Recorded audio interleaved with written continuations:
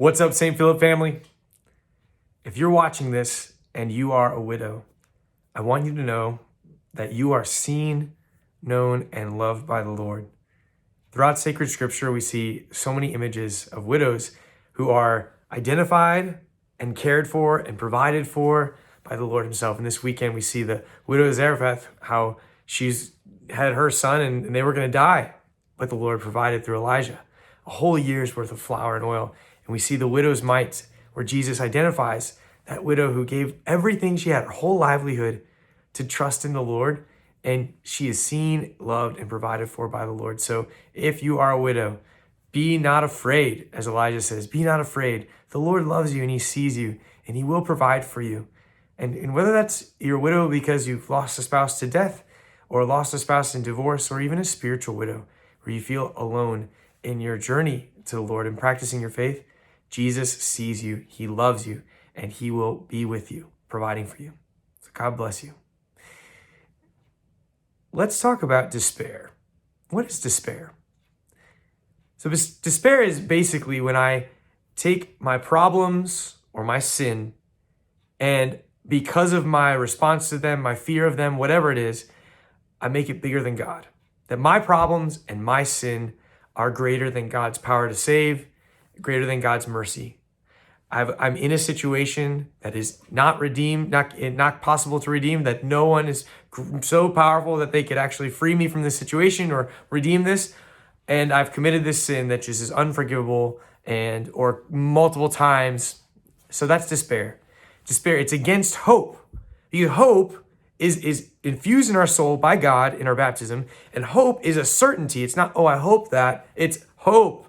I'm certain that the favors of the Lord are not exhausted. I'm certain that his mercies are new every morning. I'm certain that Jesus has conquered the grave. And so therefore, no problem, no even material or external problems, nothing is beyond God's power to save, because he's God and he's all powerful.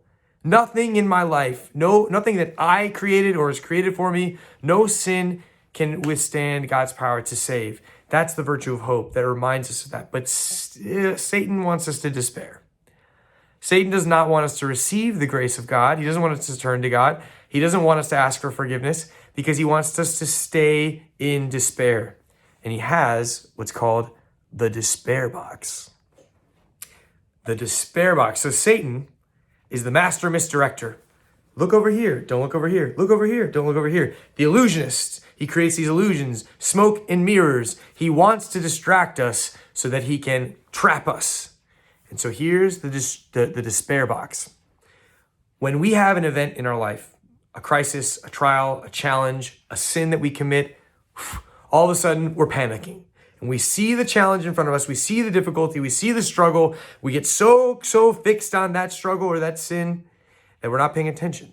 And what Satan does is he comes up behind us and he places the despair box on us. So what is the despair box? The despair box is this. First, it has two walls on either side that you cannot see through. Black walls, impenetrable, no light comes through those walls, you can't see past them. Black walls. The front of the box is wide open. The back of the box is a TV screen, and the ceiling of the box is a mirror. So he takes this open box and he places it over us while we're distracted, so that all we see at first is just our problem. And then when I'm in my problem, in the crisis, in the difficulty, I want to turn to see if someone can help me. And I turn to my right and to my left, and I can't see. I'm all alone. And then I look behind me. And what do I see?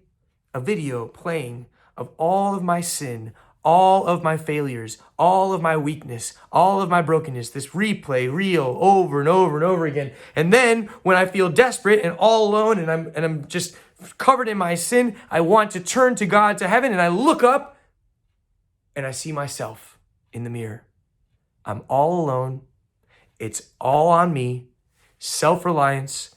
I have my sin just haunting me behind me. I have no one else to help me. And all I have in front of me is this problem, this crisis, this challenge.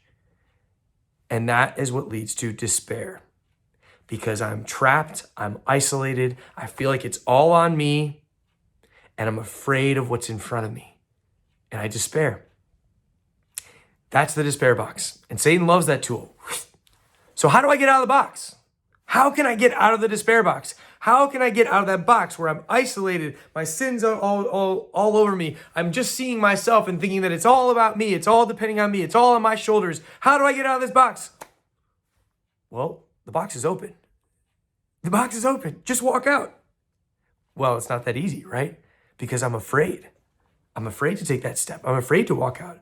I'm afraid because there are lies being told to me. There's specific fears. That's why I'm despairing, because I have this problem in front of me and I don't feel like God can help me. And I feel like I'm beyond forgiveness. I'm afraid to walk out of the box. So the first thing I need to do is I need to identify the specific fear or lie. What is the specific fear or lie that is stopping me from trusting God?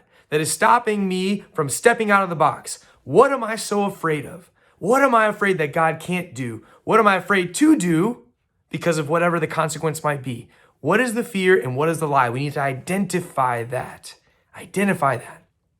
And then we take a lesson out of the book of St. Ignatius of Loyola.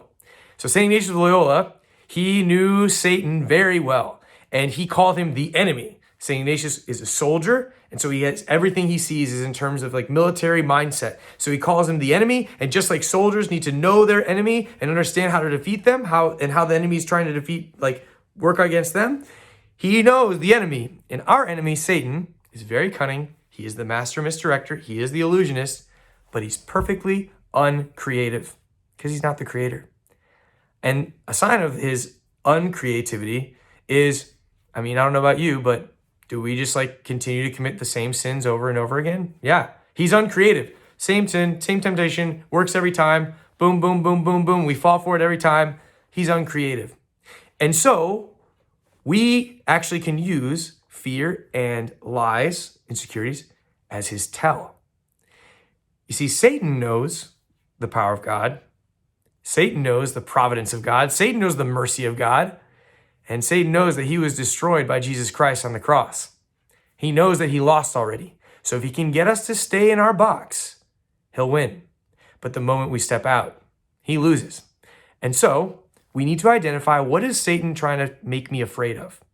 What is he lying to me about to keep me in that box? And what St. Ignatius tells us is that that's actually the tell. And so what we should do is what he calls agere contra. Act against. So we use the weapons of the enemy against him. So we say, oh, you're making me afraid about this thing, or you're lying to me about this. That must mean that I'm supposed to do this. That must mean that if I do this, it's going to glorify God. It's going to take care of everything. It's going to, that he'll be destroyed. So what we need to do is we need to know what that fear is, know what that lie is, and then specifically act against it. And acting against it, you need to know, we need to understand, is not a feeling.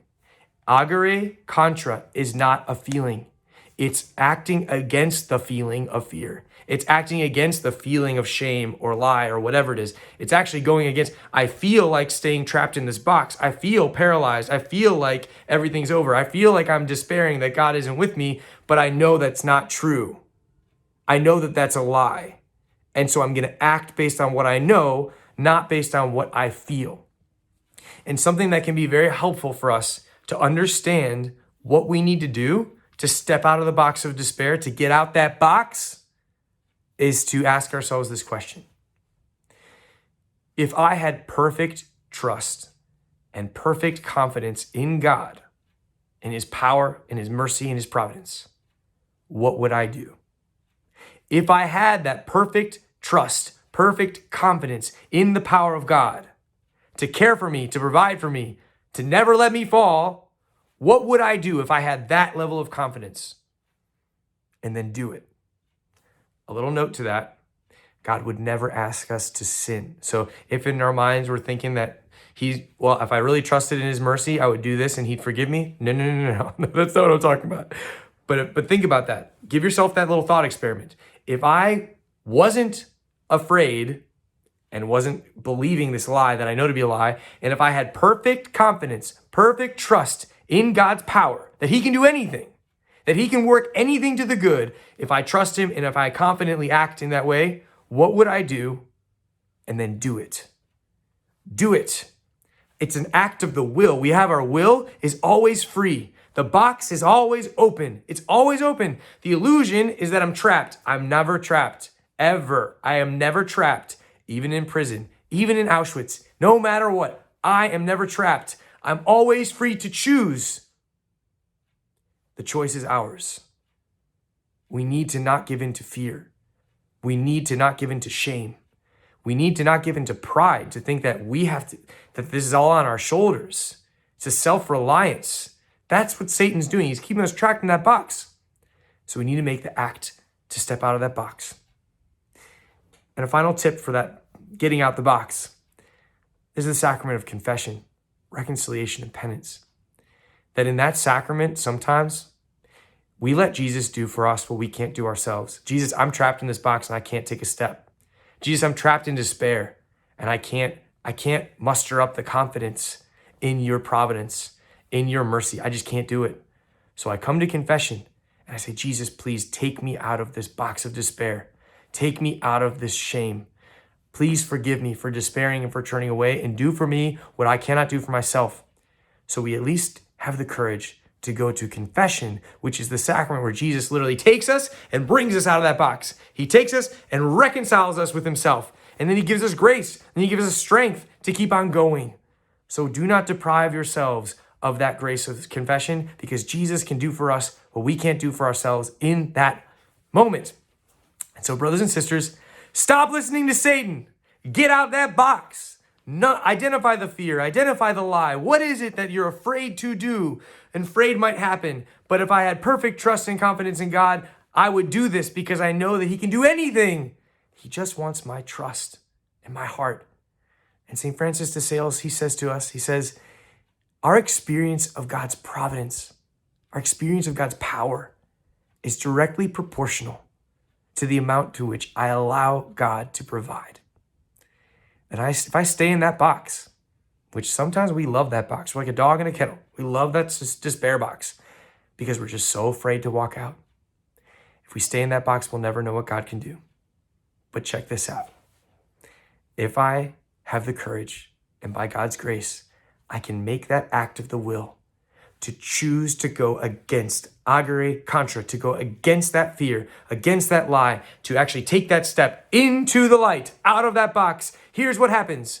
I step out of the box and all of a sudden, boom, I look up and I see God has been with me this whole time. I look to the left and to the right and I see I have a whole cloud of witnesses. I've never been alone. I've never been abandoned. I have the support of all these people, and my sin is behind me.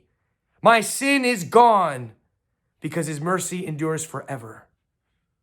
Brothers and sisters, get out that box. Let's do this today and live in that freedom and experience the providence of God, which never fails and never disappoints.